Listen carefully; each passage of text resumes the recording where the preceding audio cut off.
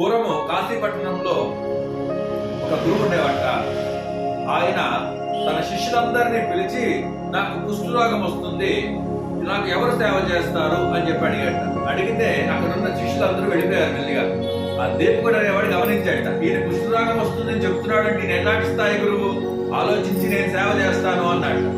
ఆ సేవ చేస్తున్నప్పుడు ఎలా చేసినా తిట్టేవాట గురువు, తిడుతూ ఉండేవాడు. అయినా సేవ చేసేట విసుక్కోకుండా. శివుడికే ఒకసారి జాలి కలిగిందిరా. జాలి కలిగి ఆ శిష్యుడి దేపుకుడి దగ్గరికి వచ్చి, నాయనా నేను శివుడిని, నీకు ఏ వరం కావాలి ఇస్తాను రా అన్నాడు.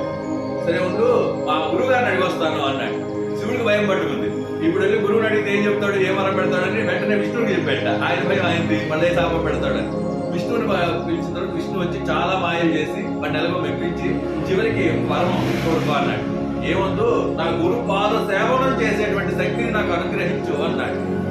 అటువంటి దీపకుడు చెప్పిన తర్వాత ఆ గురువు గారు మెచ్చుకుని, ఏ శక్తితో నీకు ఈ శక్తి వచ్చిందయ్యా బ్రహ్మ విష్ణువు ఇచ్చేటువంటి అడిగితే, బ్రహ్మ విష్ణువులకి కూడా అమ్మవారి యొక్క పాద రజను, ఒక్క రజను తీసుకుని సృష్టి స్థితి లయ చేస్తున్నటువంటి వారు ఆ గురు పాదాబ్జముల యొక్క ఒక స్థితిలో ఉన్నటువంటి ధూళిని తీసుకుని అమ్మవారి ధూళికరాన్ని రాసుకున్నటువంటి వాడికి గురువు యొక్క అనుగ్రహం కలుగుతుంది.